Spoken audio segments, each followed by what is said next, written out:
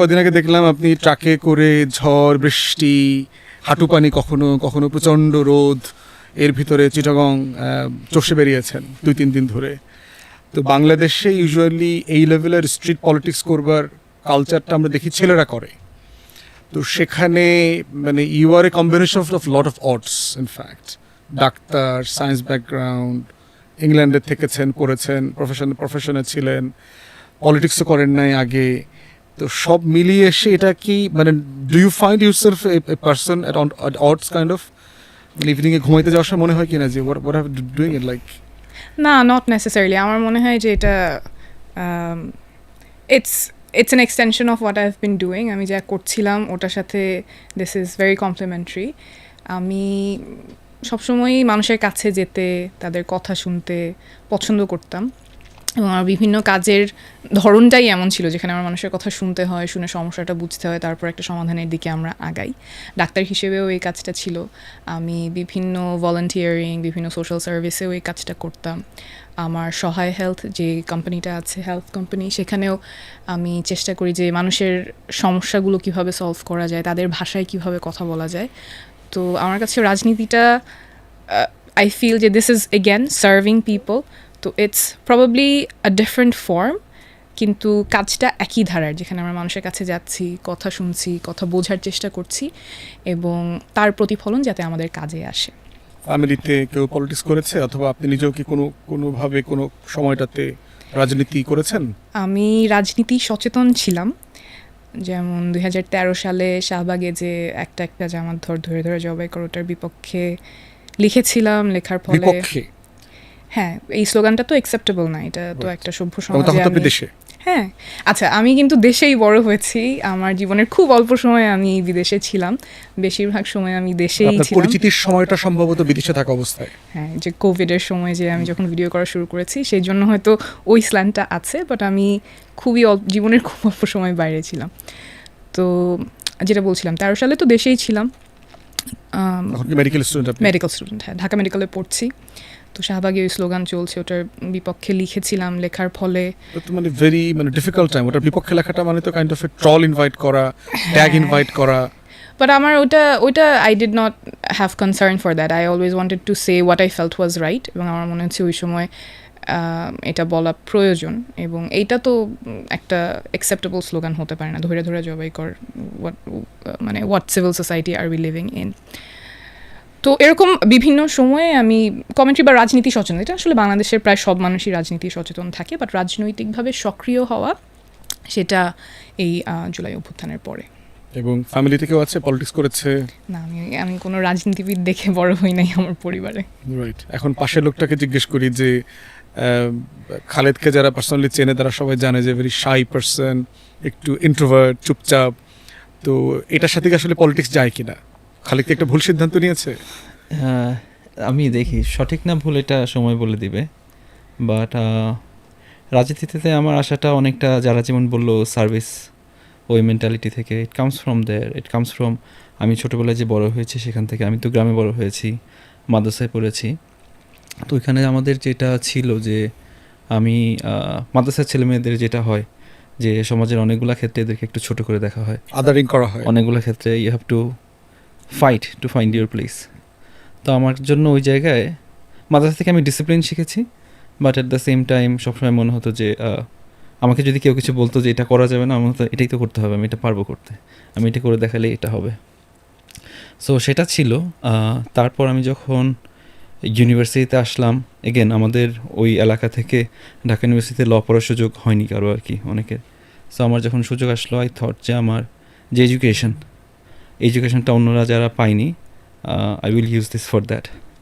So এই জন্য আমি হিউম্যান রাইটসে পরবর্তীতে কাজ করি। আমার এলাকার অনেক মানুষ কিন্তু সাভারে যে গার্মেন্টস যে শিল্প আছে ওইখানে কাজ করেন। সো সাভারে যখন রানা প্লাজা ধস হলো, আমি গ্র্যাজুয়েশন করেছি, আমি তখন কর্পোরেট ল বাদ দিয়ে আমি চিন্তা করি যে আমি ওই কেসটা নিয়ে কাজ করব। ওইটা নিয়ে তখন আমি কাজ করি। এখনও আইসি যে আমার যে এডুকেশন যেটা আছে সেটাকে I want to use it for service. But তুমি অ্যাক্টিভ পলিটিক্স তো কখনো করো নাই? না, এগেন রাজনীতি সচেতন ছিলাম। সো আওয়ামী লীগের এই পুরো সময়টাতে তো আমরা কিছু সময় কথা বলার চেষ্টা করেছি, কিছু সময় ওইটার জন্য ট্রলের শিকার হয়েছি, ইভেন মোর দেন দ্যাট, মানে কিছু ক্ষেত্রে। তো তারপর যেটা মনে হলো যে রাজনীতি তো একটা সার্ভিসেরই একটা অংশ, সো ওইটাই চেষ্টা করা আর কি, যে আমার যে পজিশন বা আমার যে এডুকেশন আছে ওইটা দিয়ে আমার এলাকার বা আমার মতো যারা মানুষরা ছিল সুবিধা বঞ্চিত তাদের জন্য যদি কিছু করতে পারি। একটা জন্য- বিষয় তো অনেকে জানে না আর কি, মানে যার পাশে তুমি বসে আছো, তো এই জন্য হচ্ছে যে আমরা বোঝার চেষ্টা করছি যে এই রাজনীতি না করে রাজনীতিতে আসবার এই সিদ্ধান্তটাকে সম্মিলিত, কে এটা ট্রিগার করলো কনভারসেশনটা, is it right time perhaps we should go back and get involved? Doctor Zara, মানে হঠাৎ করে কেন মনে হলো, মানে suddenly in a fine British disruptive morning যে ওয়েদার সো খারাপ, উই মাস্ট লিভ? আচ্ছা, এটা আমি একটু পেছনের গল্পটাই বলি। ধরেন আমি ইউকেতে তো গেলাম, কিন্তু I had roots in Bangladesh quite a lot. যেমন আমি যখন ভিডিও করা শুরু করছি তখন অনেকেই আমাকে বলছিল যে ইংরেজিতেও করো, but I chose to do it in Bangla because আমার মনে হচ্ছে এখানে প্রায়োরিটিটা বেশি দেয়া প্রয়োজন, এখানে অভাবটাও বেশি, নিডটাও বেশি, এবং আমার কমিউনিটিকে আমি সার্ভ করতে পারবো। তো সেখান থেকেই কিন্তু আমার কাজগুলো বাংলাতে করা, সেখান থেকে ভিডিও করা, তারপর সহায় হেলথ, বিভিন্ন অর্গানাইজেশনের সাথে কাজ করা যাতে বার্তাগুলো মানুষের কাছে পৌঁছে যায়। তো সেখান থেকে তো আমাদের স্বাস্থ্য ব্যবস্থাটা কেমন, কতখানি মানুষ এখানে ভোগান্তির শিকার হয়, যারা স্বাস্থ্যসেবা দিচ্ছেন তাদের ক্ষেত্রেও আমরা সুযোগ সুবিধা নিশ্চিত করতে পারছি না। এটা খুব কাছ থেকেই আমার এক্সপিরিয়েন্স করার সুযোগ হয়েছে। আর এই যে স্বাস্থ্য ভিডিও করার যে অভিজ্ঞতা, সেটা করতে করতে জুলাই আগস্টে আমার তখন নাইট শিফট চলছিলাম, তো ওখানে কেমব্রিজে অ্যাডেনব্রুকস হসপিটালে কাজ করছিলাম as a doctor, medicine specialist. তো আমার নাইট শিফট চলছিল, ওর মধ্যে আমি খুব কম সময় পেতাম বাসায় এসে অন্য কাজে মনোযোগ দেওয়ার জন্য। ওই কম সময়ে আমি যে কাজটা করছিলাম সেটা হচ্ছে খুব হন্যে হয়ে খুঁজছিলাম যে ঘরোয়া কোন আইটেমটা মানুষ ব্যাগে নিয়ে বের হবে আন্দোলনে যাওয়ার সময়, যাতে ওর বন্ধু যদি গুলি খায়। মানে এটা গত বছরের পার্টিকুলারলি আন্দোলনের সময়কার কথা বলছেন? আন্দোলনের সময়ের কথা, মানে জুলাইয়ের সময়, যে সে ব্যাগে কোন জিনিসটা নিয়ে গেলে তার বন্ধু যখন গুলি খেয়ে ব্লিডিং হচ্ছে সে কিভাবে থামাবে হাসপাতালে যাওয়ার আগ পর্যন্ত। কাইন্ড অফ মানে mobile first aid service. Mobile first aid service বলতে পারেন, কেটে গেলে কি করবে, গুলি লাগলে কি করবে, কিন্তু এটা খুবই সারিয়াল একটা এক্সপিরিয়েন্স। আমি অনেক কিছু নিয়েই চিন্তা করি যে আচ্ছা এটা মানুষকে জানানোর প্রয়োজন, এটা নিয়ে ভিডিও করার প্রয়োজন, এটা নিয়ে সচেতনতা আরও বেশি হওয়া প্রয়োজন, কিন্তু এটা আমি কখনো ভাবিনি যে আমার কমিউনিটির জন্য আমার এরকম এক্সট্রিম সার্ভিস নিয়ে চিন্তা করতে হবে আর কি। মানে আমার দেশে তো তখন যুদ্ধ চলছে না, একটা স্বাধীন দেশে আমরা চিন্তা করছি যে মানুষ রাস্তায় বের হবে, তখন রাষ্ট্রীয় বাহিনী তাকে গুলি করবে এবং হাসপাতালে যাওয়ার আগ পর্যন্ত তার ফার্স্ট এইড তার নিজেরই দিতে হবে, তার বন্ধুর ব্লিডিংটা তার বন্ধ করার জন্য সে কি পদক্ষেপ নেবে। সো এই বাস্তবতাটা যারা এখানে ছিলেন তারা তো দে হ্যাভ লিভড থ্রু প্রবাস থেকে, আমরাও খুব ক্লোজলি দেখছিলাম, বুঝছিলাম, এবং এটা আসলে প্রবাসে অনেক মানুষকেই এফেক্ট করেছে, যে যেভাবে পেরেছে মোবিলাইজ করেছে, সাপোর্ট মোবিলাইজ করেছে, ফান্ড মোবিলাইজ করেছে। তো ইট wasn't like one fine morning, it was a continuation of what we were doing, and it became very stark at that time. এবং আমাদের কাছে মনে হচ্ছে যে আমাদের রাষ্ট্রের যে ব্যবস্থায় এই রকম সম্ভব, যেখানে রাষ্ট্রের নাগরিককেই রাষ্ট্রীয় বাহিনী গুম করছে, খুন করছে, that settlement needs to change. এবং এখন হয়তো একটা রেয়ার অপরচুনিটি, এটা জীবনে হয়তো একবারই আসে, বারবার আসে না। তো এই সময় আমরা কিভাবে কাজে লাগতে পারি সেই ধারণা থেকেই কাজে অন্তর্ভুক্ত হওয়া। মানে এটা কোন সময়টাতে, মানে এই সিদ্ধান্তটা কি হাসিনা পালিয়ে যাবার পরে সিদ্ধান্ত নিলেন আপনারা দুজনে মিলে, না মানে ওই সময়টাতে আলোচনা করলেন যে if it really happens then we must move back? Hasina চলে যাওয়ার পরে উই রিসিভ দ্য কল থেকে আর কি, যারা আন্দোলনের সাথে যুক্ত ছিল, যে এটা কি তোমাদের অনলাইন পরিচিতির কারণে? যে না, আমি we know some of them, আমি এখনই নাম বলছি না, বিবি ভবিষ্যতে কোনো এক সময় বলবো আর কি। সো দে কল যে এখন তো আমরা দেশে চলে গেছে শেখ হাসিনা, এখন আমরা এখানে we are trying to rebuild the nation, আপনারা যুক্ত হবেন কিনা, ডু ইউ ওয়ান্ট টু হচ্ছিল গেট ইনভলভড। সো তখন কি মানে ইন অ্যান ইনস্ট্যান্ট হচ্ছিল, বলছে হ্যাঁ আমরা we want to come back. তখন আমরা ছিলাম হচ্ছে ইউ উড নো স্কটল্যান্ডে ছিলাম তখন, আইল অফ স্কাইতে বেড়াইতে গেছিলাম আর কি। এবং সামার তো মানে সুন্দর সময় আগে স্কটল্যান্ডে যাওয়ার জন্য আর কি। হ্যাঁ।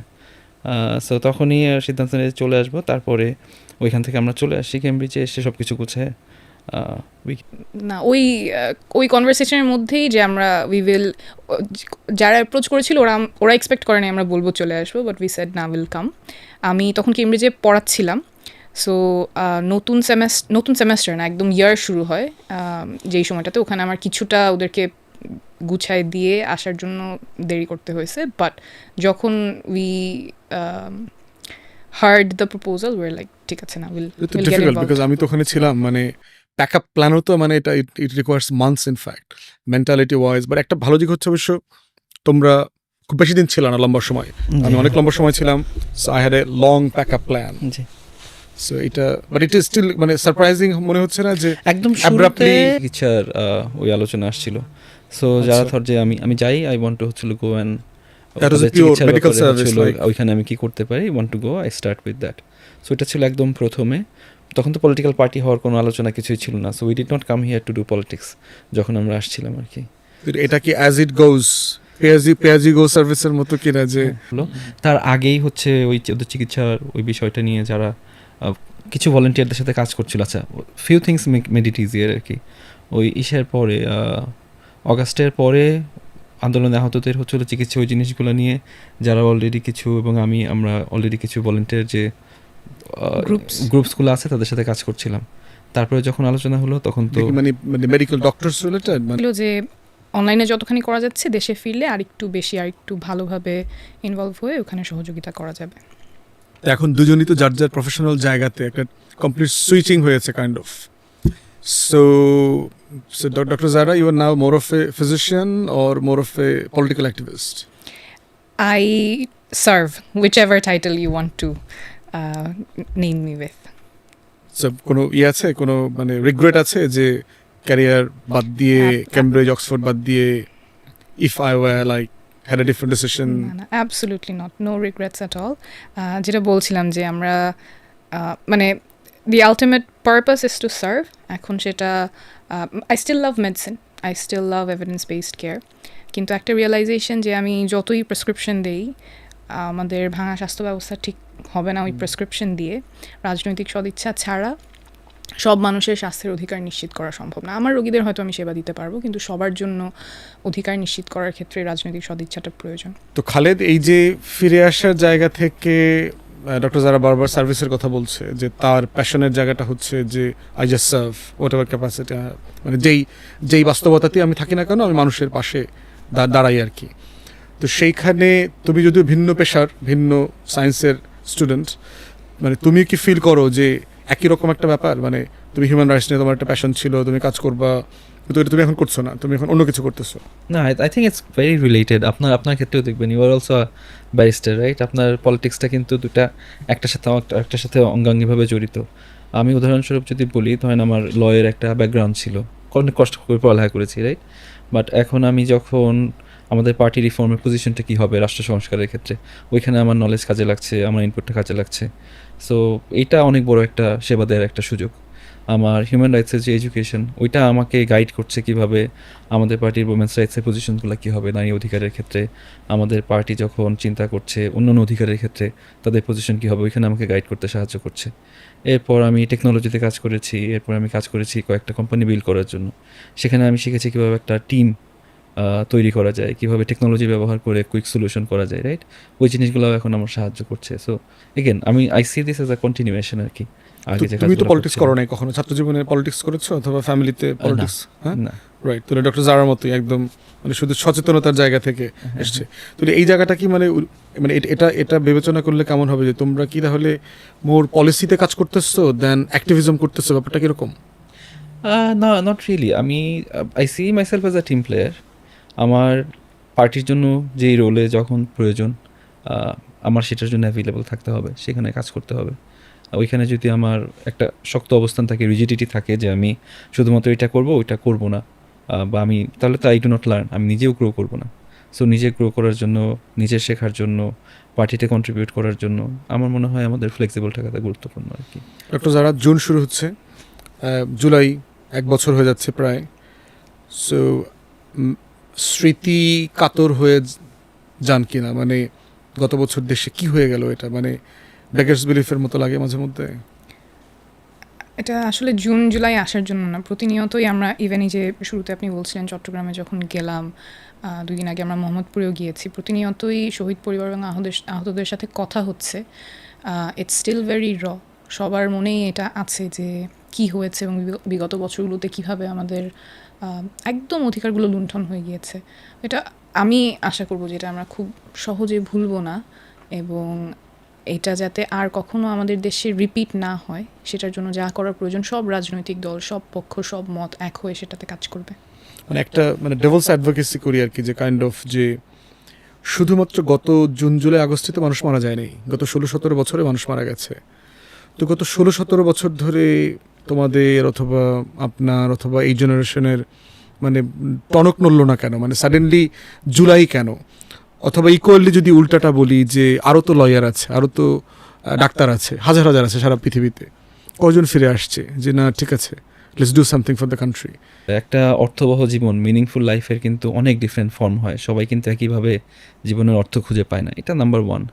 নাম্বার 2, গত 16-17 বছরের মধ্যে আমার অনেস্ট হইতে হবে, রাইট? আমার কিছু সময়ে কিছু জিনিস আমাকে অনেক বেশি নাড়া দিয়েছে, কিছু সময়ে দেয়নি। আমার মনে আছে একটা সময়ে এটা যখন ছিল বোধ হয় ছাত্রলীগের সাথে জাহাঙ্গীরনগরের ভিসির কোনো একটা ঝামেলা চলছিল আর কি, ওইখানে ঘুষ চাওয়া টাওয়ার ব্যাপারে, টেন্ডার নিয়ে 2 কোটি টাকার একটা চাঁদা, এবং এখানে তখন ওই জাহাঙ্গীরনগরের ভিসি এটা নিয়ে নালিশ দিয়েছে প্রধানমন্ত্রীর কাছে।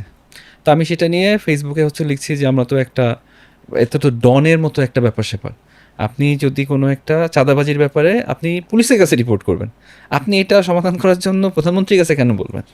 সো আমি ওইটা লিখছিলাম যে আওয়ামী লীগের যে পুরা মানে মোডাস অপারেন্ডি, আওয়ামী লীগ যেভাবে চলে এটা পুরো একটা ডনের মতো আর কি, পুরো একটা মাফিয়া গ্রুপের মতো চলে। রাষ্ট্র, সরকার, ব্যক্তি, পরিবার কিছু নাই, একাকার হয়ে গেছে। মাফিয়াদের ক্ষেত্রে আপনি যদি কেউ অন্যায় করে নিজেদের মধ্যে ঝামেলা হইলে আপনি পুলিশের কাছে যান না, আপনি যান হচ্ছে মাফিয়া বসের কাছে যান, because you have a separate legal system there, right? So আপনার তো পুরা ওইটার একটা খুবই একটা সুন্দর একটা উদাহরণ, আপনার এখানে হচ্ছে চাঁদাবাজি করছে, এটা সমাধানের জন্য আপনি পুলিশের কাছে যাচ্ছেন না, আপনি যাচ্ছেন বসের কাছে, মাফিয়া বসের কাছে।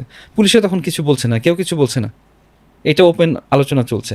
এটা বলার পরে আমার তো ছাত্রলীগের বন্ধুরা আছে, এর বাইরেও যারা আছে তারা তো ক্যাম্পাসে অলরেডি, আমি তো ক্যাম্পাস থেকে না আমি তখন বের হয়ে গেছি তখন, বাট তারা তো তখন আমার পর অনেক অনেক খেপা, ইউ ক্যান ইমাজিন আর কি এরপরে কি হয়। তারপরে যারা যে পজিশন নিয়েছিল যে একটা শিবির ধরে ধরে জবাই করে, নান অফ আস জীবনে কখনো শিবিরের সাথে কোনো রাজনীতির সাথে সম্পৃক্ত ছিলাম না, আমাদের কাছে ছিল এটা একটা অধিকারের ইস্যু, রাইট? বাট এটার পর থেকে আমাদেরকে শিবিরের ট্যাগ দেওয়ার চেষ্টা করতো, বাট এটা শুধুমাত্র আমাদের দুজনের গল্প না, এটা বাংলাদেশের লক্ষ লক্ষ মানুষের হচ্ছিল, যেই দিল্লির আধিপত্যবাদ আওয়ামী লীগের বিপক্ষে কথা বলেছে, এটা ছিল। তো যেটা বলছিলাম যে এই রাজনীতির সচেতনতা এইরকম, আমি আমার সময় আমার যা বন্ধু বান্ধব আছে বা চারপাশে দেখি প্রায় সবারই দেখেছি আমি নানা সময়, যারা একদম কার আওয়ামী লীগ ছিল না তাদের সবাই বিভিন্ন সময়ে তাদের টনক নড়েছে। 2013-তে অনেকে, আমার তো মনে আছে শাপলার ইনসিডেন্টের সময়গুলোতে আমার ফ্রেন্ড অনেকে অনেক কিছু লিখেছে, তারপরে আবার তাড়াতাড়ি ডিলিট করেছে যখন অবস্থা আরও করুণ হলো। তারপর আরও কতগুলো আন্দোলনের সময় যে অবস্থাগুলো হলো, আই থিঙ্ক নানা সময়ে মানুষের টনক নড়েছে। বাট এই জুলাইতে তো একটা বিস্ফোরণ হয়েছে, আগে বিস্ফোরণ ছিল না, এবং এখন এটা একটা মাইল ফলক হিসাবে সবার মনে গেঁথে গেছে আর কি। এবং এই সময়টাতে আমরা সবচেয়ে বেশি নৃশংস একটা রূপ দেখেছি আর কি, এটা আর লুকানো যায়নি। শাপলার ওইটা লুকাতে পেরেছে, রাইট? বাট অন্যান্য সময় হয়তো বা স্লো পয়জনিং হয়েছে, স্কেলটাও সম্ভবত একটা বড় ব্যাপার, যে অন্য কোনো ঘটনাগুলো হয়তো এই স্কেলে আরবান মিডল ক্লাসকে এফেক্ট করে নাই। তো এখানে কি রক্তের দামাদামিতে একটা পার্থক্য আছে না? মানে শাপলার রক্তটা একটু সস্তা, কারণ ওরা মাদ্রাসা থেকে এসছে, ওরা আলেম ওলামায়ে কেরাম, প্রান্তিক, ওর ভয়েস নাই, ও আমাদের আপনাদের মতো ইংরেজিতে কথা বলে না, এসি রুমে বসে সেমিনার করে না। রক্তের পার্থক্য হয়ে গেল, দামের পার্থক্য হয়ে গেছে। Unfortunately yes. এইটা ধরেন আপনি ওয়েস্টে দেখবেন যে গাজার মানুষ যখন মারা যায়, সেইটা বিবিসি সিএনএনকে যতখানি নাড়া দেয়, সাদা চামড়ার কেউ মারা গেলে তাদেরকে অনেক বেশি নাড়া দেয়। আবার ইউক্রেনের মানুষ মারা গেলে তাদেরকে যতখানি নাড়া দেয়, তার থেকে ইউএসএ বা ইউকের মানুষ মারা গেলে তাদেরকে অনেক বেশি নাড়া দেয় সাদা চামড়ার মধ্যেও। আমাদের এখানেও শাপলা বা অন্যান্য ক্ষেত্রে হুজুরা মারা গেলে, এবং অনেক ক্ষেত্রে বিএনপির আমাদের অনেক ভাই বোন তো মারা গেছে, তাদেরকে যেরকম করা হয়েছে, রাইট? ওই জিনিসগুলোর মূল্য তখন অনেক কমে গিয়েছিল তখন, এটা শুধুমাত্র যে মাদ্রাসার ওই ব্যাকগ্রাউন্ডে ছিল তা না, রাজনৈতিক অন্য লাইফগুলোর মূল্য তখন অনেক কমে গিয়েছে। নাইস হতে হতে কিন্তু পরে civil society actor, even Facebook পোস্টের জন্যও আপনাকে ট্যাগ দেওয়ার সংস্কৃতিতে আমরা চলে আসছিলাম। তো ওটা ওই যে দুমুখ সাপের কথা মাঝে মধ্যে বলি আর কি আমি, যে তার যখন প্রচণ্ড ক্ষুধা পায় কিন্তু সে শিকার ধরতে পারছে না, পার্টিকুলারলি এই ঘটনাটা ঘটে যখন ফিমেল প্রেগন্যান্ট স্নেক থাকে, সে তো শিকার করতে যেতে পারছে না, ওই সময় সে প্রচণ্ড ক্ষুধার্ত হইলেই তার এক মুখ আর এক মুখের দিকে ওই ওই জায়গাটা মানে কামড়ে ধরে আর কি, খাবারের জন্য আর কি। তো এটা একটা ভয়ঙ্কর ফেনোমেনা আর কি। এবং এটা পরবর্তীতে কিন্তু আমরা আওয়ামী বলয়ের মধ্যেও দেখেছি, কে বেশি আওয়ামী লীগ, কে কম আওয়ামী লীগ, কে রিফাইন্ড আওয়ামী লীগ, কে ওয়াইল্ড আওয়ামী লীগ, মানে এই কনভারসেশনটা কিন্তু এসছে। তো সেই জায়গাতে রাজনীতি করতে এসে সেপ্টেম্বর থেকে অথবা অক্টোবর থেকে মানে কি কি আশা করেন নাই কিন্তু এখন এটা ফেস করতে হচ্ছে? Difficult question. এই যে আমাদের যে পোলারাইজেশনের রাজনীতি ছিল, যেটা বললেন যে কে মানে ট্যাগের রাজনীতি, একটু খালেদ বলছিল যে আমার বিভিন্ন পজিশন যেটা আওয়ামী লীগের এগেনস্টে বা তৎকালীন সরকারের এগেনস্টে গিয়েছিল, সেই জন্য শিবির, হিজবুত তাহরির, আইএসআই, মানে কোনো জঙ্গি, মৌলবাদী, হ্যাঁ মানে কোনো ইমাজিনেশনের কোনো লিমিট নাই, বাট ইটস ডেঞ্জারাস। কারণ ওই ট্যাগগুলো তো ওই সময়ে কোনো সুখকর ট্যাগ ছিল না। খুনের জাস্টিফিকেশন, এটা তো ঘুমের জাস্টিফিকেশন, ইনফ্যাক্ট ক্রসফায়ারের জাস্টিফিকেশন। তো সেই পোলারাইজেশনটা আমার মনে হয়েছে যে বিগত বছরগুলোতে সেই পোলারাইজেশন থেকে অনেকে চেষ্টা করছে বের হতে, specially young people, they were raising their voice যে না, এটা আমরা চাই না। সো আমার একটা হোপ যে সামনে আমাদের পলিটিক্সটা এই পোলারাইজেশন, ডিভিশন, সেটার ঊর্ধ্বে উঠে we all will be able to work আমাদের দেশের স্বার্থে। বাট এটা একদিনে চেঞ্জ হবে না, সেটাও আমাদের বাস্তবতা। কারণ আমরা একটা দীর্ঘ সময় ওই ট্যাগিং, ডিভিশন, পোলারাইজেশনের মধ্য দিয়ে একটা কালচার সৃষ্টি হয়ে গেছে। তো কালচার চেঞ্জ তো আর খুব তাড়াতাড়ি হবে না, কিন্তু ওই সদিচ্ছাটা আমি আশা করব যে সব পক্ষের মধ্যে থাকবে, যে আমরা আবার সেই ডিহিউম্যানাইজেশন, ট্যাগিং, সেটাই যাতে আর ফিরে না যাই। রাজনীতিতে এক্সপোজারটা কি কোনো নতুন জিনিসের জন্ম দিচ্ছে প্রতিনিয়ত? মানে এটা কি as romantic as last September? না, রোমান্টিক হবে এটা কখনোই চিন্তা করি নাই। রাজনীতিতে রোমান্টিসিজমের এরকম জায়গা না, ইটস কঠিন জায়গা। আমাদের পলিটিক্সে কিন্তু রোমান্টিসিজম আছে। আমরা যারা লম্বা সময় পলিটিক্স করছি, এটার ভিতরে রেভলিউশন, আপরাইজিং, হাসিনা চলে যাবে, ওইটা কিন্তু ওই যে মানে আমাদের সাগর কন্যাকে নিয়ে ময়নাদ্বীপ বানানোর মতো আর কি। আচ্ছা, ওটা তো চলে গেছে। হোয়াট নেক্সট আপনাদের জন্য? মানে ওই যে ময়নাদ্বীপ বানানো চলছে, ফাউন্ডেশন আফটার ফাউন্ডেশন। আমাদের জন্য যেটা ছিল যে রাজনীতিতে, আমার নিজের যেটা চিন্তা ছিল যে রাজনীতিতে এই রাস্তাটা সহজ হয় না আর কি। মানে আপনি হঠাৎ করে যেদিন রাজনীতিতে ঢুকবেন তারপরের দিন কিছু মানুষ আপনাকে ঘৃণা করা শুরু করবে, and you really do not know why. কোনো কারণ লাগবে না, অযথাই হচ্ছে ঘৃণা করা শুরু করবে, রাইট? সো দ্যাটস হচ্ছে ওয়ান পার্ট অফ ইট। এইগুলো আগেও ফেস করা হয়েছে, সো দ্যাটস ওকে। সো ওইটা হচ্ছিলো একটা, ওইটা আগে থেকে ছিল। যেটা আশা করি নাই আমার জন্য, যেটা আর কি আমার কাছে একটা জায়গায় যে আফসোস লাগে, আজকে এখন আমাদের মে মাস শেষ হচ্ছে, রাইট? আমাদের আগস্টের পরে আসলেই আমার আশা ছিল যে দেশে এবার বড় একটা সংস্কার হবে, বড় একটা পরিবর্তন আসবে। যেটা আমার নিজের বিবেককে অনেক বড় নাড়া দেয়, যে হচ্ছে পুলিশ স্বাধীন দেশের জনগণকে নিয়ে যে তার কাস্টডিতে পাশবিক নির্যাতন করে, এবং সেটা আমাদেরকে নাড়া দেয় না। আমরা হিউম্যান রাইটসের ক্ষেত্রে, আমরা মানবাধিকারের ক্ষেত্রে জানি যে কিছু যে অধিকার আছে, যে অধিকারগুলো কোনো ক্ষেত্রেই নিয়ে নেওয়া যায় না, রাইট টু লাইফ, রাইট? তারপরে হচ্ছে ফ্রিডম ফ্রম টর্চার। সো কিন্তু এটার কোনো আমাদের বিকার নেই এটা নিয়ে আর কি। এই মিনিমাম যে সংস্কার, এই সংস্কারটুকু আমরা হচ্ছে দেখছি না সেখান থেকে। আমরা কোনো প্রমিস পাচ্ছি না। বিকারহীনতা কি তোমার এখনো চোখে পড়ছে? এখন তো আমাদের ওই সংস্কার হওয়ার সম্ভাবনা আস্তে আস্তে আমার কাছে মনে হচ্ছে আস্তে আস্তে কমে যাচ্ছে। অনেক সময় মনে হচ্ছে সংস্কার চাওয়াটা একটা কন্ট্রোভার্সিয়াল জিনিস হয়ে দাঁড়িয়েছে, যে এখন আপনি সংস্কার চাবেন যে দেশের বিচারপতি, প্রধান বিচারপতি, তাকে আমরা এমন একটা মেকানিজমে অ্যাপয়েন্ট করতে চাই যেটা পক্ষপাতদুষ্ট হবে না। এই চাওয়াটাই কন্ট্রোভার্সিয়াল হয়ে যাচ্ছে এখন রাজনীতিতে। আমাদের আলোচনাটা যেদিকে যাচ্ছে, আপনি চাচ্ছেন যে আমাদের নির্বাচন কমিশনার, তাকে এমন একটা প্রক্রিয়ায় নিয়োগ করতে হবে যেই প্রক্রিয়াটা গ্রহণযোগ্য, স্বচ্ছ। সেটা 2022 সালে শেখ হাসিনা করা কালো আইনের মাধ্যমে হবে না। এই চাওয়াটা এখন কন্ট্রোভার্সিয়াল। এই চাওয়াটা কন্ট্রোভার্সিয়াল। এই মে মাসের অথবা এখন সবচেয়ে এই সময় জেনারেসলি আলোচনা বললে করছি। যে এটা এখন প্রায়োরিটি না, আগে আমার- নির্বাচনটা হয়ে যাক তারপরে আমরা এটা দেখবো, ব্যাপারটা এরকম। আপনি তো ওই ফ্রেমওয়ার্কের মাধ্যমে যদি আপনার এখন চিফ ইলেকশন কমিশনার যদি অপারেট করে, কিভাবে আপনি তো মানে ওইটা এক্সপেকটেশনটা কিভাবে আমাদের তৈরি differ হচ্ছে আর করেন? কি। হ্যাঁ, তো এখন ওই জিনিসটা আমার জন্য একটু সারপ্রাইজ। এটার এক্সপেকটেশন ছিল না যে এত তাড়াতাড়ি সংস্কারের প্রতি মনোযোগ মানুষের এত চলে যাবে আর কি। সো আমি সংস্কারের ব্যাপারে আমি খুবই প্যাশনেট সংস্কারের ব্যাপারে। আমার মনে হয় সংস্কারের ব্যাপারে আমাদের সবার আবার একটু রিঅ্যাসেস করা দরকার, সবার কম্প্রোমাইজ করা দরকার, বাট সবার নর্থ স্টার থাকা উচিত যে আমাদের, অর্থাৎ যে প্রিন্সিপালটা আমাদের মাথায় থাকা উচিত যে মনে রাখা যে আমরা যেই সিস্টেমটা আগে ছিলাম, আমাদের তো একটা এক্সপেকটেশন ছিল রাষ্ট্রটাকে আবার পুনর্বিন্যাস করা। এখন সেই সংস্কারটাকে হাইজ্যাক করে নিয়ে যাচ্ছে, কেউ একজন নিয়ে যাচ্ছে, কোনো জায়গা থেকে চলে যাচ্ছে আর কি। আর সংস্কারের কথা চাওয়াটা কন্ট্রোভার্সিয়াল হয়ে যাচ্ছে অনেকগুলো ক্ষেত্রে। অফকোর্স আমরা নির্বাচন চাই এবং নির্বাচন যত দ্রুত সম্ভব তত হওয়াই ভালো, বাট নির্বাচন চাওয়ার সাথে সাথে আমাদের সংস্কারের ব্যাপারে একটু আন্তরিকভাবে কাজ করা প্রয়োজন, যাতে এটা তাড়াতাড়ি হয়। এটা আমাদের সবার জন্যই গুরুত্বপূর্ণ। ডক্টর জারার কোন জায়গাতে কাজ করে খুব বেশি হোঁচট খেতে হচ্ছে যে কি ব্যাপারে, এটা তো হওয়ার কথা ছিল না, মানে জুলাইয়ের সাথে যায় না, আগস্টের সাথে যায় না।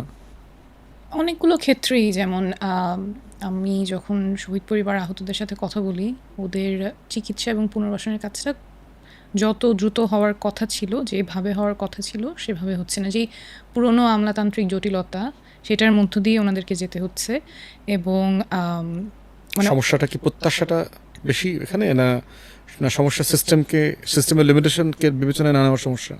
আমার মনে হয় যে যেই কমিটমেন্টটা সরকারই দিয়েছে যে আমাদের শহীদ পরিবার এবং আহতদের জন্য আমরা ফাস্ট ট্র্যাক সার্ভিস দিব, প্রিমিয়াম সার্ভিস দিব, ওই কমিটমেন্টটা আছে, কিন্তু বাস্তবতাটা ভিন্ন।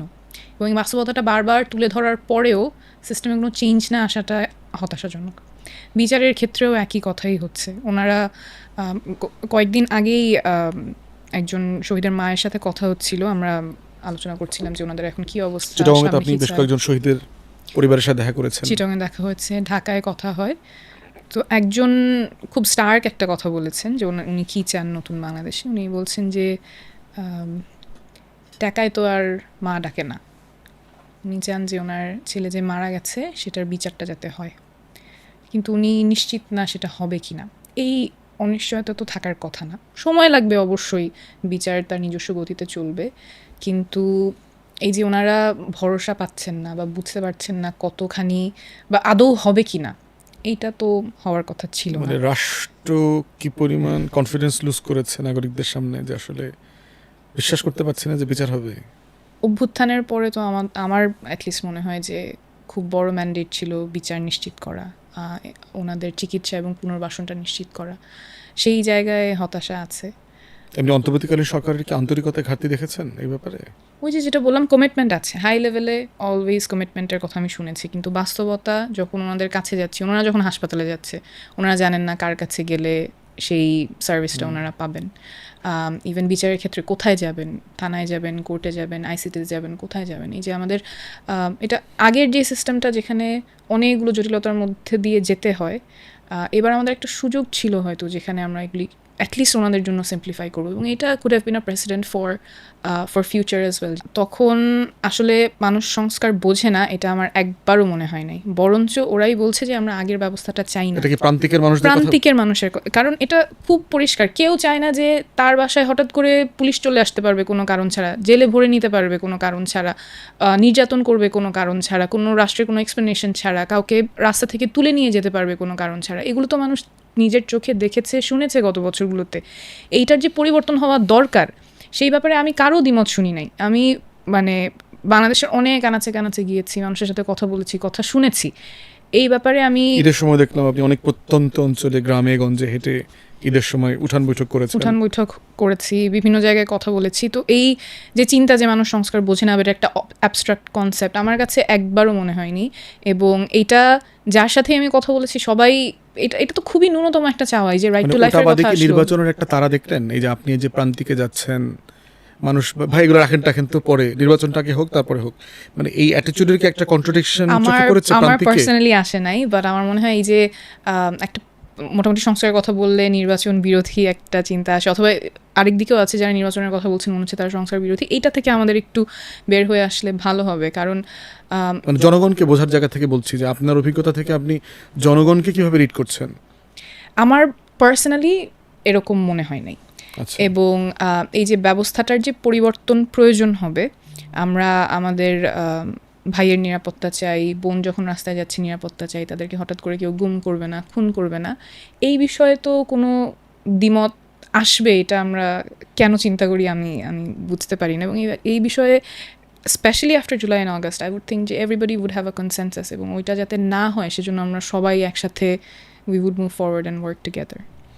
খালিদের কি মনে হয়েছে যে মানে যারা আমরা সংস্কার চাচ্ছি তাদের জায়গা থেকে কি সংস্কারের পক্ষে পিকচারটা পরিষ্কার করা, প্রস্তাবটা পরিষ্কার করা, প্রস্তাবটাকে জনগণের জীবনের সাথে কানেক্ট করাটা, মানে এটা করতে কি আমরা আসলে ফেল করছি কিনা, মানে তোমার জায়গা থেকে তুমি ফেল করছো কিনা, অথবা যারা এই প্রো রিফর্মস তারা কালেক্টিভলি ফেল করছে কিনা?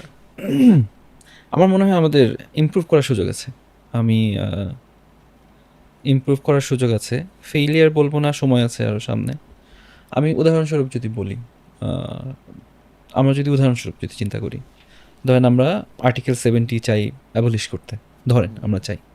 এটা কেন চাই? এটা থাকলে কি সমস্যা হয়? এটা থাকলে এমপিরা কি কৃতদাস হয় কিনা? আমার একটা রাবার স্ট্যাম্প একটা পার্লামেন্ট হয় কিনা? নাকি এটা থাকা ভালো দেশের ন্যাশনাল সিকিউরিটির জন্য, অন্য জায়গা থেকে থ্রেট আসতে পারে? যেই আর্গুমেন্টটাই হোক, এই আর্গুমেন্টটা মানুষের কাছ পর্যন্ত যাচ্ছে না। বা ট্রেডিশনালি আমরা এটাও জানি, ধরেন রাষ্ট্রের কনস্টিটিউশন কীভাবে হবে, এটা সাধারণত রাষ্ট্রের সমস্ত নাগরিক কিন্তু একসাথে এসে সমানভাবে চিন্তা করে না, এটাও আমরা জানি। বাট এক্ষেত্রে যতগুলো মানুষ জানতে পারতো, যতগুলো মানুষ এটা নিয়ে কেয়ার করবে, সেই জায়গায় আমাদের কমিউনিকেশন আরও করার আমার মনে হয় সুযোগ আছে। যারা আর সাথে আমার হচ্ছিল গতকাল রাতের বেলা এটা গল্প করছিলাম ঘুমানোর আগে, যে জুলাই এবং অগাস্টের সময়ে আমাদের কিন্তু ইয়াং মানুষ অনেকে রাস্তায় চলে আসছে, অনেকে বিভিন্ন শ্রেণী পেশার মানুষ রাস্তায় চলে আসছে, তারা পরিবর্তনটা চায়। এখন যে সেই সংস্কারের সম্ভাবনাটা কমে যাচ্ছে, বা এই সংস্কার নিয়ে তাদের চাওয়াটা কি, এটা একটু রিভাইভ করার বা এই আলোচনাটা বোঝার একটা উপায় হতে পারে আমাদের ডিবেট আয়োজন করা। ফর এক্সাম্পল ইউনিভার্সিটিগুলোতে, স্কুলগুলোতে, কলেজগুলোতে তারা যদি ডিবেট করে সংবিধানের বিভিন্ন ধারা নিয়ে, বা ওভারঅল প্রধানমন্ত্রী ক্ষমতা আমাদেরকে লিমিট করা দরকার কি দরকার না, সেখানে যদি আলোচনা হয়, আমাদের একটা টেলিভাইজড হচ্ছে একটা ডিবেট হচ্ছিল, কম্পিটিশন হয়, মেবি আমার এবি পার্টি একটা কম্পিটিশনের আয়োজন করছে, বা বিভিন্ন ডিবেটিং সোসাইটি এই আয়োজনগুলো করছে, রাইট? তাহলে কিন্তু আমাদের যে ইয়াং পপুলেশন পলিটিক্সের এই পার্টটা নিয়ে অনেক আগ্রহী ছিল, আমার মনে হয় প্রত্যেকটা ডিবেট অনুষ্ঠানে শত শত মানুষ থাকবে, এটা অনলাইনে গেলে লাখ লাখ মানুষ এখানে দেখার সুযোগ আছে, তখন একটা ন্যাশনাল ডিসকোর্স হওয়ার সুযোগ আছে। আমরা গত রাতে আলোচনা করছিলাম, আমাদের এক্সপ্লোর করতে হবে যে আমরা কোন আইডিয়াসগুলো নিয়ে আসতে পারি যাতে করে একটা গ্রেটার সেগমেন্ট অফ দ্য সোসাইটিকে আমরা এনগেজ করতে পারি সংস্কারের ডিসকাশনে। আমি বলছি না যে সংস্কারটা একদিকেই যেতে হবে, আমরা প্রোজ অ্যান্ড কনস দুটি আলোচনা যেন করতে পারি, এই জন্য ডিবেট একটা খুব ভালো একটা উপায় হতে পারে। তাহলে মানুষ খুবই কুইকলি জানতে পারবে, আচ্ছা সংস্কার এটা দরকার ছিল, এটা দরকার ছিল না, এটার পক্ষে এটা ডিবেট, এটার বিপক্ষে এটা ডিবেট। সংস্কারের কাজ যেটা চলছে সেটা চললো, but at the same time আমার মনে হয় মানুষ যদি জানতে পারে তাহলে ভালো হবে। একটা কথা আছে না, sunlight is the best sanitiser. যদি আমরা সংস্কারের ব্যাপারে মানুষের কাছে তুলে ধরতে পারি, তখন যদি অগ্রহণযোগ্য কোনো পজিশন কোনো রাজনৈতিক দলের জন্য নেওয়াটা খুব ডিফিকাল্ট হবে। এটার মাধ্যমে আমরা মানুষকে জানানোর চেষ্টা করছিলাম। কিছুদিন আগে কর্মশালা আমরা আরেকটা করলাম যেখানে আপনিও ছিলেন, ওইটার মাধ্যমে মানুষকে জানানোর চেষ্টা করছিলাম। আমরা একটা পুস্তিকা তৈরি করছি, পুস্তিকা মানুষের কাছে ডিস্ট্রিবিউট করার চেষ্টা করছি। এগুলো ধরো, মানে আমার কাছে এটা মনে হয়েছে যে ঘুরে ঘুরে আমরা কিছু মানুষ আমরাই যাচ্ছি। ধরো আজকেও দায়রার প্রোগ্রামে গেলাম বিকেলে, আমি পডকাস্টে আসার আগে, উত্তরে গণসংযোগ হচ্ছে, দক্ষিণে গণসংযোগ হচ্ছে, আমরা যে চিটাগাংয়ে গেলাম, ঢাকায় বিভিন্ন জায়গায় গণসংযোগ হচ্ছে, সব জায়গায় কিন্তু আমরা এই কথাগুলো একদম সাধারণ মানুষের ভাষায়, আমরা যখন বলছি বিচার ব্যবস্থার সংস্কার, এটা মানে কি, পুলিশের সংস্কার, এটার অর্থটা কি হবে, এবং ওটা যখন ভেঙে বলছি, পথসভা যেটা আপনারা করলেন প্রচুর, ধরেন আমরাও তো প্রচুর স্ট্রিট মিটআপস করি আর কি, পথসভায় কি আসলে সংস্কারের কনভারসেশনটা কি, মানে এটা সিম্বায়োটিক কিনা? সংস্কার বলতে আমরা সংস্কার হলে মানুষের জীবনে কোন জিনিসটা পরিবর্তন হবে। বিচার ব্যবস্থার সংস্কার তো ইটস এ ডিফিকাল্ট টার্ম, সেটা না বলে বিচার ব্যবস্থার সংস্কার বলতে কি বোঝায় যে নিরপেক্ষ রাষ্ট্রের বিচার ব্যবস্থা নিরপেক্ষ। সো তাদের কাছে যদি বলা যায় আমরা নতুন বাংলাদেশে কি এমন চাই যেখানে পুলিশ আপনাকে যেভাবে ইচ্ছা সেভাবে সেটা তো ব্যর্থ কণ্ঠেই মানুষ তখন বলে না ওটা আমরা চাই না। এটাই তো আমাদের বিচার ব্যবস্থার সংস্কার। আমরা যে কঠিন কঠিন পয়েন্টগুলো বলছি আলটিমেট রেজাল্ট তো এটাই আমরা চাই। সো এগুলো নিয়ে যখন কথা বলছি তখন we get the opinions of people and that's how we are trying to form a consensus যে আমরা বিচার ব্যবস্থার কারেন্ট প্রবলেমগুলো কি, ওনাদের জীবনে কি সমস্যা হিসেবে এটা আসে এবং সমাধানটা আমরা কীভাবে চাচ্ছি। খুব নিটিগ্রিটি পয়েন্টস পথসভায় না, কিন্তু আলটিমেট রেজাল্টটা, আলটিমেট ইমপ্লিকেশন তার জীবনে কী হবে সেটা নিয়ে আমরা কথা বলার চেষ্টা করেছি। ইভেন একটা জিনিস আমি ফিল করি আপনাদের মতামত আসতে পারে, সেটা হচ্ছে এই যে ওয়ার্কশপগুলো, যে সিভিল সোসাইটি ইভেন্টগুলো আমরা করি ঢাকার আরবান এসি রুমগুলোতে, বড় বড় হলগুলোতে, এবং সব নিজেরা ভিআইপি, এটা তো আসলে ঢাকার বাইরে কি আসলে খুব বেশি হচ্ছে? আমি তো খুব বেশি দেখতে পাচ্ছি না। এটা আমাদের জায়গা থেকে লিমিটেশন আছে, বাট আমার কাছে মনে হচ্ছে আমাদের কালেকটিভ যারা আমরা প্রো ডেমোক্রেসি অ্যাক্টিভিস্ট ছিলাম, একটা কালেকটিভ লিমিটেশন দেখতে পাচ্ছি যে অন্যান্য জেলাতে কিন্তু সিভিল সোসাইটি আছে। আমি আমার জেলা খুব বেশি আমি জানি না, কিন্তু বরিশাল প্রেস ক্লাবে গিয়ে আমি দেখলাম বরিশাল প্রেস ক্লাবটা ঢাকার প্রেস ক্লাবের থেকেও পুরাতন, 1941 সালে প্রতিষ্ঠিত। এবং এটার যে হিস্ট্রি দেখলাম যে তাদের যে সিভিল সোসাইটি, এত প্রমিনেন্ট সিভিল সোসাইটি আছে যে তারা তখন বরিশাল থেকে কলকাতায় যেত সেমিনার করবার জন্য, কলকাতা থেকে বরিশালে আসতো মিটিংয়ের জন্য, এবং ওই মিটিংয়ের পুরাতন আমলের ছবিগুলো দেখেছি। Very prominent writers, civil society members আছে।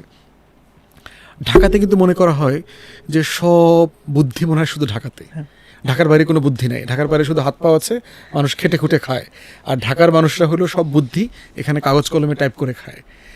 তো এই ডিসকানেক্টটাকে রিফর্মের জন্য একটা অন্তরায় কিনা? 100% আমাদের রিফর্মটা কিন্তু এই জন্য হওয়া দরকার যে ঢাকা কেন্দ্রিক সব কিছু না হয়ে আমাদের একটু বিকেন্দ্রীকরণ করতে হবে, ক্ষমতাটাকেও ছড়িয়ে দিতে হবে আর কি। আমরা যে বলছি প্রধানমন্ত্রীর ক্ষমতা অনেক বেশি, অনেকটা অসীম ক্ষমতা প্রধানমন্ত্রীর। আমি একজনকে এটা বলতে শুনেছিলাম যে উপরে আল্লাহ আর নিচে প্রধানমন্ত্রী, এর মাঝে আর কোনো কিছু নাই, লিমিটেশন। অনেক খটোমটো শব্দ টব্দ বলি, রাইট? খুবই একটা সহজভাবে বাসায় বলে দিছে এটা বলা। বাট আমি যেটা বলছিলাম যে এই ক্ষমতার বিকেন্দ্রীকরণ করার মাধ্যমে যে শুধুমাত্র প্রধানমন্ত্রীর হাতে ওইখানে যে সব ক্ষমতা থাকবে তা না, আমাদের স্থানীয় সরকারগুলো আরেকটু বেশি পাওয়ারফুল হতে পারে। আমাদের জেলা পর্যায়ে যে কাজগুলো হয় সেখানে আরও বেশি হচ্ছিল, তাদের স্বাধীনতা থাকতে পারে কিছু কাজগুলো করার জন্য। আমি বলছি না যে মানে তাদের স্বাধীনতা দিয়ে দেওয়ার কথা, বাট ওইখানে কাজ একটু আরেকটু বেশি দিকে বেশি যেতে পারে ওইখানে। আমাদের বিভাগীয় শহরগুলোতে আমাদের সংস্কারের মধ্যে একটা জায়গা আছেই যে আমাদের বিভাগীয় শহরগুলোতে আমাদের সুপ্রিম কোর্টের হচ্ছে একটা করে হাইকোর্টের বেঞ্চ হচ্ছিল, ওইখানে হবে এরশাদের সময় যেটা করা হয়েছিল। সো এখন ওইটাও যদি হয়, কারণ ন্যায় বিচারটা তাদের আরেকটু কাছে যদি আমরা নিয়ে যেতে পারি, রাইট? কারণ কারো একটা শুনানির জন্য সকালবেলা ঘুম থেকে উঠে, অনেকে তো আগের দিনই সে ঢাকায় এসে শুনানির জন্য আসতে হয়, তারপরের দিন আমার যেতে হবে যদি ঢাকায় এটা শুনানির জন্য। এবং একটা বিষয় ডক্টর স্যার আমার চোখে পড়েছে, আমি ফিল করছি রিফর্মের পক্ষের দলগুলোকে নিজেদের ভিতরে একটা বোঝাপড়া করছে কিনা। আসলে একটা বিষয় যার যার জায়গা থেকে আমরা রিফর্মের কথা বলছি, রিফর্ম, কিন্তু আসলে এটার একটা কনসেনসাস উইদিন আস আছে কিনা, এবং এটা দরকার কিনা? অবশ্যই দরকার। এখন যে রিফর্মটা হবে সেটা তো পলিটিক্যাল পার্টিজ একটা ইম্পর্টেন্ট রোল প্লে করবে ইমপ্লিমেন্টেশনের ক্ষেত্রে। সো সেই কনসেনসাস তো দরকার হবে, এবং জনগণের কাছে যে একটু আগে আপনি বলছিলেন সংস্কারের বার্তাগুলো পৌঁছে দেয়া খুব সহজ ভাষায়, এটা তাদের জীবনে কী প্রভাব পড়বে, এটা তো অনেক বড় একটা দায় রাজনৈতিক দলগুলোর। তো সেখানে আমাদের নিজেদের মধ্যে তো বোঝাপড়ার প্রয়োজন, এবং জনগণের কাছেও আমরা যখন যাচ্ছি আমরা কী বার্তা নিয়ে যাচ্ছি, কিভাবে তাদেরকে এই যাত্রায় ইনক্লুড করব। কারণ অনেক লম্বা পথ তো জনগণকে এক্সক্লুড করে এই প্রসেসগুলো হয়েছে। একদম যে এলিটেস্ট কথা বলছিলেন সেটা শুধু ঢাকা না, আরও অনেক ছোট পরিসরে, অনেক ছোট পরিসরে যে এলিটকে সার্ভ করার জন্য আমাদের সিস্টেমগুলো কাজ করে, সেটা যাতে আর না হয়। Truly becomes a state for its citizens rather than it becomes a state for all rather than few, যেটা হয়ে আসছে। তো সেইখানে তো আমাদের সবার একসাথে কাজ করতেই হবে, বোঝাপড়া থাকতে হবে, এবং মানুষকে ইনক্লুড করে কাজ করতে হবে। শুধু ঢাকা না, যেরকম বলছিলেন আমাদের বিভিন্ন বিভাগীয় শহর, জেলা শহর, এবং আমি যখন স্কুলগুলোতে যাচ্ছি বাচ্চারা কিন্তু অনেক স্মার্ট, ওরা অনেক কিছু বোঝে, বুঝতে চায়। একদম ছোট্ট একটা মেয়ে, আমি একটা দোকানেও যে আমাদের সংস্কারের লিফলেট এবং কথা বলতে যখন যাচ্ছিলাম, ওদেরকে বলছে হ্যাঁ আমি তো ছাত্রদের দলকে চিনি, আমি আপনাকেও চিনি, আমি একটা ছবি তুলবো। ও জাস্ট ক্লাস 5-এ পড়ে, কিন্তু ওর চিন্তা আছে, ও বুঝতেছে। এবং এই মানুষগুলোকে আমরা রাজনীতি সচেতন করা, আমাদের সংবিধানে কী আছে, কোথায় কী সীমাবদ্ধতা আছে, কী পরিবর্তন আমরা চাই, এই ইনক্লুশনের মধ্যে তো আনতে হবে, এই ফ্রেমওয়ার্কের মধ্যে আনতে হবে। না হলে যেরকম আপনি বলছিলেন যে কিছুটা অ্যাপাথি চলে আসছিল গত 14-15 বছরে, কিছু ইভেন্ট যেগুলো অনেক হয়তো পপুলারাইজড হয়েছে, টেলিভাইজড হয়েছে, সেগুলো নিয়ে ইয়াং মানুষ কথা বলেছে, বাট সব কিছুতে বলে নাই। তো এই যখনই বলার থেমে যায় বা যখনই হতাশা চলে আসে, এবং এটা তো আমাদের খুবই কি বলে নোম চমস্কির যে বইয়ের একদম পাতায় পাতায় যে ইউ আইসোলেট পিপল, যাতে তুমি যে প্রপাগান্ডা ছড়াতে চাও সেটা যাতে করতে পারো, ওই জায়গায় যাতে আমরা ফেরত না যাই, মানুষের মধ্যে হতাশা যাতে আর না আসে। Young people they keep speaking against injustice, যেই জাগরণটা আমরা দেখেছি সেটা যাতে সাস্টেইন করে, সেটার জন্য আমার রাজনৈতিক দল, সিভিল সোসাইটি সব পক্ষকেই একসাথে কাজ করতে হবে। এবং একটা বিষয় যে মাধ্যমের ব্যাপারে, মোডাস অপারেন্ডিসের ব্যাপারে আমার মনে আছে তোমাদেরও দু একটা কাজ ভালো লেগেছে, যেমন ধরো তোমরা যে কার্টুন করছো, অ্যানিমেশন করছো, মানে ভেরি সিরিয়াস বিষয়গুলোকে, মানে 47, 71, 24টাকে যে অ্যানিমেশন করে নিয়ে আসা হয়েছে। আমরা কিছু করেছি আমাদের জায়গা থেকে, পুঁথির গান দিয়ে করেছি। মানে আমরা চাচ্ছিলাম যে এটা শুধু অ্যানিমেশন তো একটা ফর্ম, কিন্তু এটার মাধ্যমে আমার কালচারাল জায়গাটাকেও যেন আমি ফুটায় নিয়ে আসতে পারি, মানে হাই লেভেলের খুব মানে বড় মিউজিক টিউজিক দিয়ে, ইনস্ট্রুমেন্ট দিয়ে ছাকানাকা টাইপ না করে। ইভেন আমার মনে আছে ডেইলি স্টারের একটা সংবিধানের আলোচনাতে আমি বলেছিলাম আর কি, যে মানে লালনের আখড়ায় কবে সংবিধান নিয়ে আলোচনা হবে, মানে আমরা রিফর্মটাকে ওইখানে নিতে চাই, যে ওরা গান বানাবে লালন। তো সেইটা কি করা যেতে পারে, তোমাদের ভাবনায় কি কিছু এসছে? যে মানে রিফর্মটা ধরো সাবস্টান্সের একটা জায়গা, কিন্তু প্রসেস রিফর্মটাও কিন্তু একটা জরুরি জায়গা, আর একটা হচ্ছে অনেক গুরুত্বপূর্ণ জিনিস, কিন্তু কোনোদিন মানুষের কাছে পৌঁছবে না। না, পুরোপুরি একমত। কারণ আমাদের যারা একটা এক্সাম্পল দিল আর কি, ওইটা I think is quite significant. সেটা হচ্ছে যে আমি যখন মানুষের কাছে রিফর্মের আলোচনা করছি, তখন আমি তার কাছে যেয়ে বলছি যে রিফর্মের আউটকামটা তার লাইফে কী হবে সেটা নিয়ে আলোচনা করা, রাইট? সো এই আলোচনাটা ইন আ সেন্স আমরা সাবস্ট্যান্টিভ আলোচনা থেকে আমরা এমন আলোচনায় যাচ্ছি যেটা মানুষ খুব সহজে রিলেট করতে পারবে, খুব সহজে বুঝতে পারবে। সেটা তার গানের মধ্যে আসতে পারে, সেটা উপন্যাসের মধ্যে আসতে পারে, সেটা গল্পের মধ্যে আসতে পারে। আমরা ডিবেটের কথা বলছিলাম, ডিবেটের মধ্যে আসতে পারে। আমাদের বিভিন্ন জায়গায় রিফর্মটা একটা continuous process, right? Very likely যে আমাদের এই রিফর্মটা এখন যেই প্রক্রিয়াটা শুরু হবে, এখান থেকে আমাদের আবার মিড কোর্স কারেকশন লাগতে পারে। সো আমরা এই আলোচনাটা শুধুমাত্র আগামী 6 মাসের, 8 মাসের বা ইন্টারিম গভর্নমেন্টের সময়টাতে সীমাবদ্ধ না করে আরেকটা লং টার্ম প্রজেক্ট হিসেবে কিন্তু আমাদের চিন্তা করতে হবে। মানে ইলেকশন হোক, যখনই হোক, যেভাবেই হোক, ইলেকশন যারাই ক্ষমতায় আসুক, মানে বিয়ন্ড ইলেকশন রিফর্ম ডিসকাশনটাই কন্টিনিউ করতে হবে। এটা তো করতেই হবে অনেকগুলা কারণে। যে রিফর্ম ঠিকভাবে হচ্ছে কিনা সেটা দেখা, রিফর্ম আমরা যেগুলো করছি সেগুলো ঠিকভাবে কাজ করছে কিনা। আমরা তো ফিউচার জানি না। আর একটা রাষ্ট্রযন্ত্রের ক্ষেত্রে যেটা গুরুত্বপূর্ণ সেটা হচ্ছে আগে থেকে it's very difficult to predict how the future is going to unfold, right? একটা প্রভিশন হয়তো বা কনস্টিটিউশনে খুব সুন্দর দেখা যায়, বা একটা প্রভিশন যেটা একটা লর মাধ্যমে করলাম পুলিশের রিফর্মের ক্ষেত্রে সুন্দর দেখা গেলো, বাট ওইটাই হয়তো ইউটিলাইজ করে পরবর্তীতে আরও খারাপের দিকে যেতে পারে। সো আমাদের আগে থেকে চিন্তা করতে হবে না যে রিফর্মের সবগুলো প্রভিশন সবসময় সব ভালো ফলাফল নিয়ে আসবে। ওই ক্ষেত্রে আমাদের অ্যাক্টিভ থাকতে হবে যে কোনটা ভালো হবে, ক্রিটিক্যাল থাকতে হবে। এবং এই ক্ষেত্রে যদি আমাদের সবার ওই এনগেজমেন্ট থাকে, লেটসে লালনের আখড়ায় যদি ওইখানে একটা গান হয়, সেটা কিন্তু ধরেন একটা মানে এক্স্যাক্টলি ডিফারেন্ট অডিয়েন্স। আর একটা হচ্ছে গানগুলোতে যেটা হয়, একটা খুবই কমপ্লেক্স বড় আইডিয়াটাকে ছেকে দুইটা লাইনে ওইটা এক্সপ্রেস করা হয়, রাইট? এই জিনিসগুলো কিন্তু আবার অনেক বড় একটা পাওয়ার থাকে, মানুষ খুব সহজে বুঝতে পারে এবং তারা দেখে যে রিফর্মটা how it should look like. Ultimately এইরকম যদি দেখা না যায় তাহলে আমাদের রিফর্ম হয়নি, তাহলে go back to the drawing board, এটা কীভাবে আবার চেঞ্জ করি। দুটো জিনিস দেখার আছে।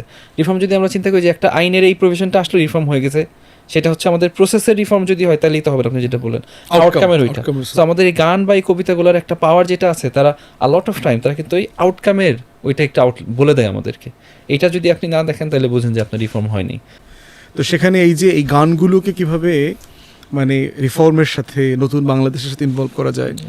এবং কিছুক্ষণ আগে কথা বলছিলাম আরেকজন মেহমানের সাথে যে একটা ভালো গান কিন্তু হয়নি, মানে আমাদের যুদ্ধ নিয়ে চিন্তা করেন যে কত সুন্দর সুন্দর গান হয়েছে স্বাধীন বাংলা বেতার কেন্দ্রে 21শে ফেব্রুয়ারিকে নিয়ে, কিন্তু এখন পর্যন্ত একটা অসাধারণ গান, মানে যেই গানটা শুনলেও আচ্ছা জুলাই, মানে এরকম কোনো ফিলিংস আসে নাই কিন্তু এখনো।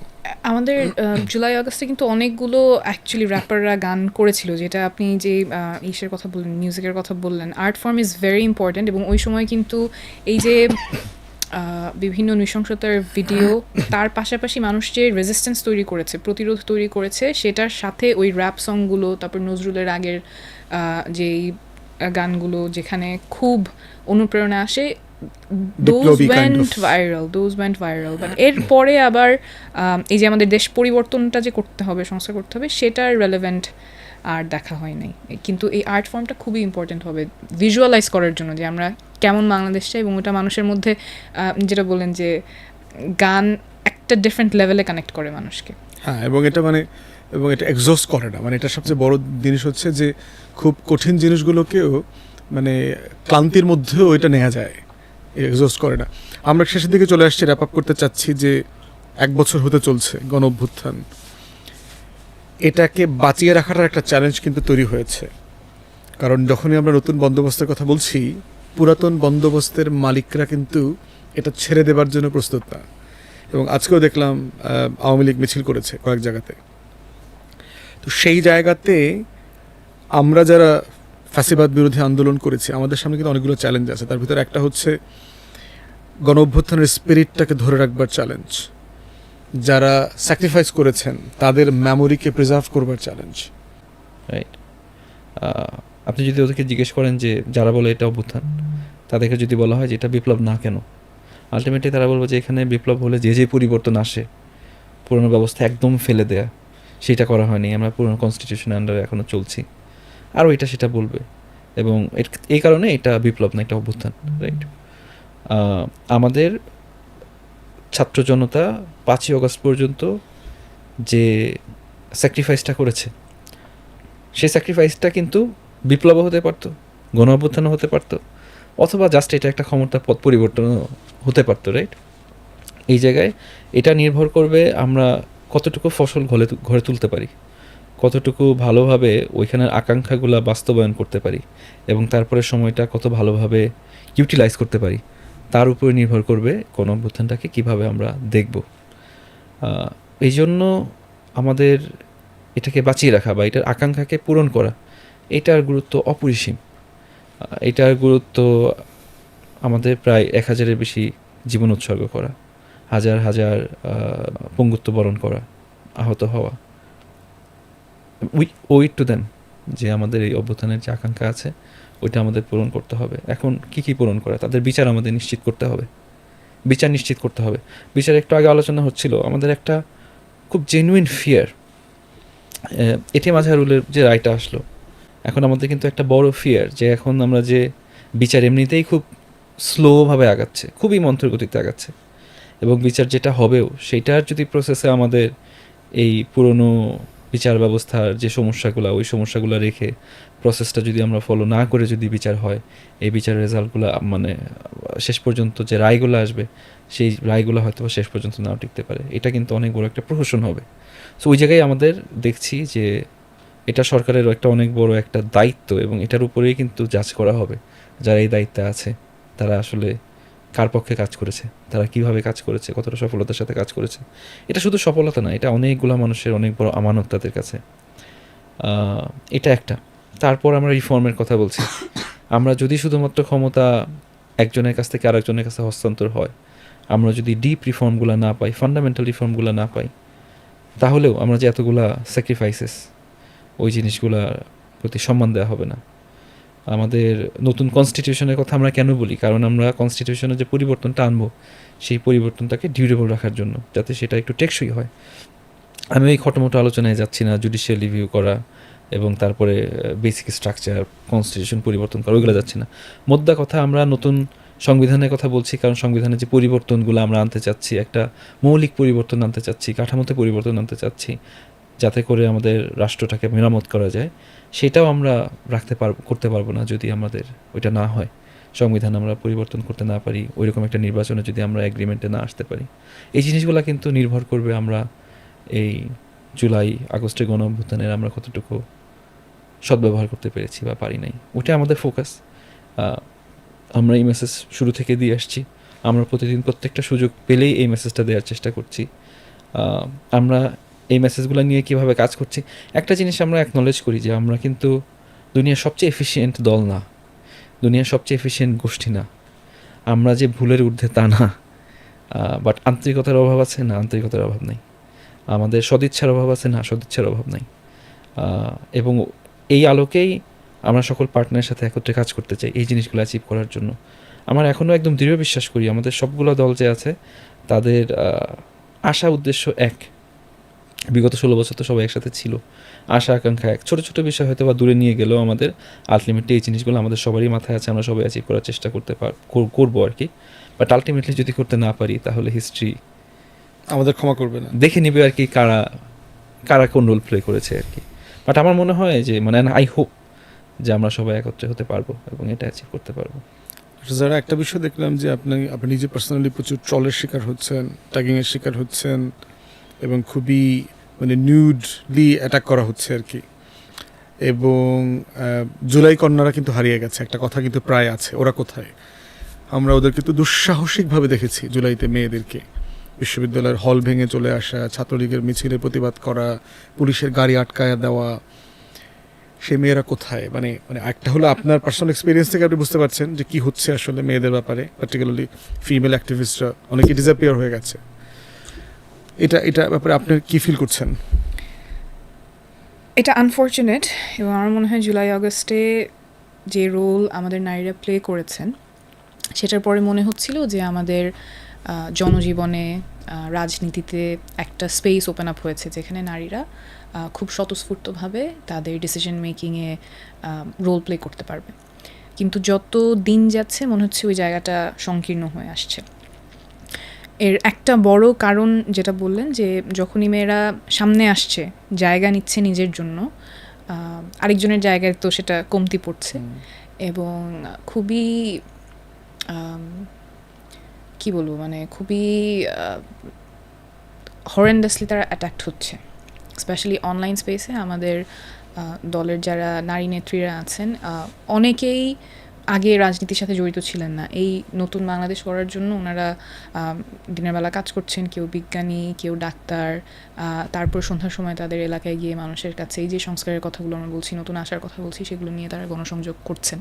কিন্তু অনেকগুলো প্রতিবন্ধকতার শিকার হচ্ছেন। স্পেশালি অনলাইন স্পেসে তাদেরকে একদম একজন একজন করে টার্গেট করে হ্যারাস করা, kind of orchestrated campaign. And this is very very unfortunate. এবং আমাদের অবশ্যই নারীদের জন্য স্পেসটা এনশোর করতে হবে। আমরা যদি এইখানে তাদেরকে একটা সেফ সাইবার স্পেস দিতে না পারি, safe space when they are going out, গণসংযোগের সময়ও যদি তারা সেফ স্পেস না পান, তাহলে তখন আমরা আর কমপ্লেন করতে পারবো না যে নারীরা হারিয়ে যাচ্ছেন। কারণ আমরা তো তাকে এসে বলতে পারি না যে আমি নিরাপত্তা দিতে পারবো না কিন্তু তুমি আসো, সেটা তো হয় না। জুলাই আগস্টে তো তারা নিরাপদে ছিলেন এবং সেই পরিবেশটা নিশ্চিত করা সব দল থেকেই আমার মনে হয় এই জায়গায় কনসেনসাস থাকা উচিত এবং নিশ্চিত করাটা আমাদের দায়িত্ব। আরেকটা বড় কারণে দায়িত্ব, সেটা হচ্ছে পলিসি মেকিংয়ে। মানে রাজনীতিতে তো আমরা পলিসি মেক করব, সেখানে যদি নারীদের ভয়েসটা না আসে তাহলে কিন্তু অনেক বড় গ্যাপ থেকে যায়। আমি একটা ছোট্ট উদাহরণ দিই। রাজবাড়িতেই আমাদের উঠান বৈঠকে আমরা কথা বলছিলাম যে কী সমস্যা। তো পুরুষেরা বেশিরভাগই বলছিলেন যে রাস্তাটা ভাঙা, তো সেজন্য যাতায়াতে সমস্যা হচ্ছে। যিনি ভ্যান চালান ওনার ভ্যানটা ওখান থেকে উঠাইতেই সমস্যা হয়। বাট ওখানে আমি সবসময় চেষ্টা করি যাতে নারীরা একটু সামনে আসেন, কথা বলেন। ওনারা যখন কথা বলছিলেন তখন বলছিলেন যে শুধুমাত্র রাস্তা ভাঙা সেটা না, জলাবদ্ধতা থাকে, রাস্তাটা পানির নিচে চলে যায় 4-5 মাস। তো তখন দেখা যায় যে চুলাটাও পানির নিচে, একটা মেকশিফট চুলা করে 4-5 পরিবার একসাথে রান্না করতে হয়। ছোটো বাচ্চারা পড়ে যায়, অ্যাক্সিডেন্ট হয়, তারপরে পানিবাহিত রোগ হয়, প্রচুর বাচ্চারা মারা যায়। তো গবেষকরা বুঝবার চেষ্টা করেছে যে মহিলারা কেন আওয়ামী লীগ বিদ্বেষী, এত প্রচণ্ড নিষিদ্ধ চায় কেন।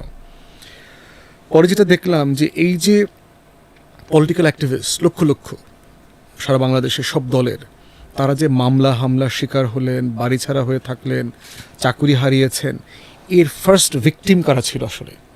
their wives, their mothers, their sisters. তো সে মানে পুরুষ মানুষ হচ্ছে রাজনৈতিক জায়গা থেকে দেখছে ব্যাপারটাকে যে আমি ছেলে মানুষ, পলিটিক্স করি, আমার বিরুদ্ধে তো মামলা হবে।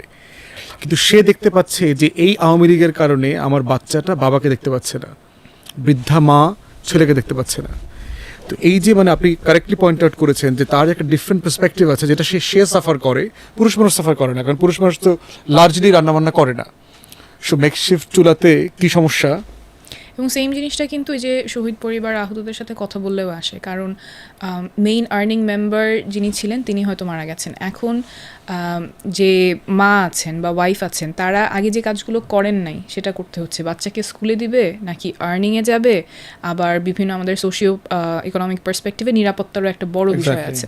তো ওনারা কিন্তু ডিসপ্রপোর্শনেটলি সাফার করছেন, এবং এটা আমরা বারবার সরকারকেও আহ্বান জানিয়েছি যে এই পরিবারগুলোর নিরাপত্তাটা নিশ্চিত করতে হবে। সো আমাদের এই যে ডিফারেন্ট অ্যাঙ্গেলস থেকে যাতে আমরা চিন্তা করতে পারি, এবং প্রোগ্রেস আসলে আসবে না if we can't make women mainstream একদম পলিটিক্স এবং পাবলিক স্পেসে।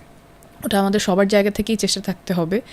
যেমন চিটাগংয়ে একটা খুব ইন্সপায়ারিং এক্সপিরিয়েন্স ছিল যে আমাদের সাধারণত তো পাবলিক স্পেসে শুধুমাত্র পুরুষরাই থাকেন, ওভারওয়েলমিংলি পুরুষরা থাকেন, কিন্তু যত দিন গিয়েছে তত আমরা নারী পার্টিসিপেশন বেশি দেখেছি। তো এটা একটা ছোট্ট সাইন, বাট আমি আশা করব যে আমরা সবাই মিলে একসাথে কাজ করলে।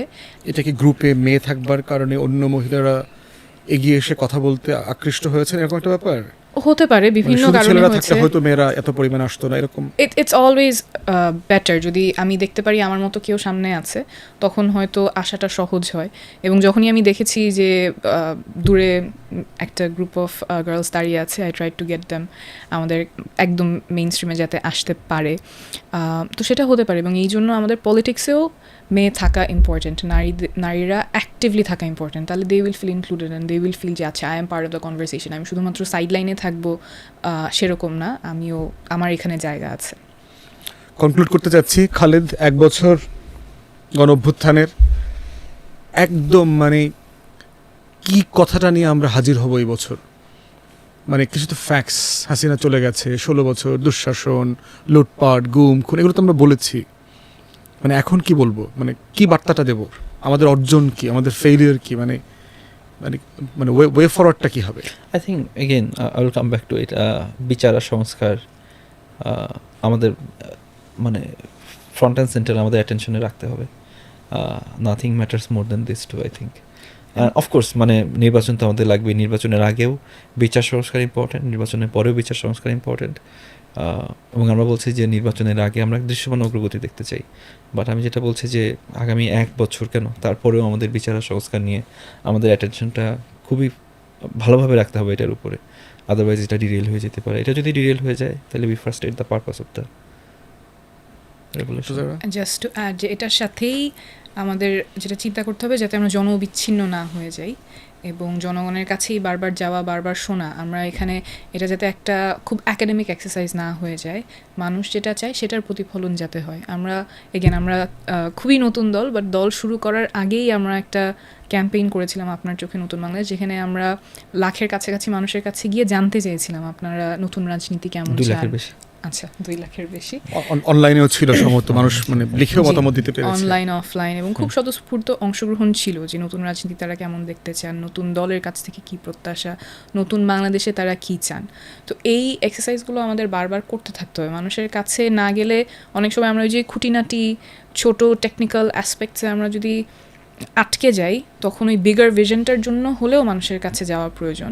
এবং গত 15-16 বছরে people they not feel heard, তাদের কথাগুলো শোনা হচ্ছে না, জানা হচ্ছে না, এবং এই ক্ষোভটা কিন্তু জমতে থাকে। আমাদের নতুন বাংলাদেশে যাতে ওরকম না হয়, আমরা যাতে যারা হচ্ছে একটা kind of role model political activist, মানে রাজনীতিকে অপছন্দ করেন অথবা রাজনীতি কখনো করেন নাই, অথবা বয়স হয়ে গেছে, অথবা খুবই আরাম আয়েসের জীবনযাপন করছেন, এর বাইরে এসেও যে আপনার একটা মিনিংফুল মানে সেন্স অফ পারপাস থাকতে পারে লাইফে, সেটার একটা গ্ল্যারিং এক্সাম্পল আই উইল সে। তো সেই জায়গা থেকে আমরা বোধ করছি যে আমাদের এই যে বাংলাদেশ 2 গড়বার যে লড়াই, দায় ও দরদের ভিত্তিতে এই বাংলাদেশটা তৈরি করা, সেই ময়নাদ্বীপ বলি আর কি বাংলাদেশ 2কে, তো আমাদের ওই ময়নাদ্বীপটা বানানোর যে ফাউন্ডেশন, এটা চলমান রাখতে হবে। এই চলমান রাখার জন্য যারা যারা কাজ করছেন, অবদান রাখছেন, তাদের কথা আমরা কন্টিনিউয়াসলি শুনবো। আমন্ত্রণ জানিয়ে শেষ করছি, ভালো থাকবেন।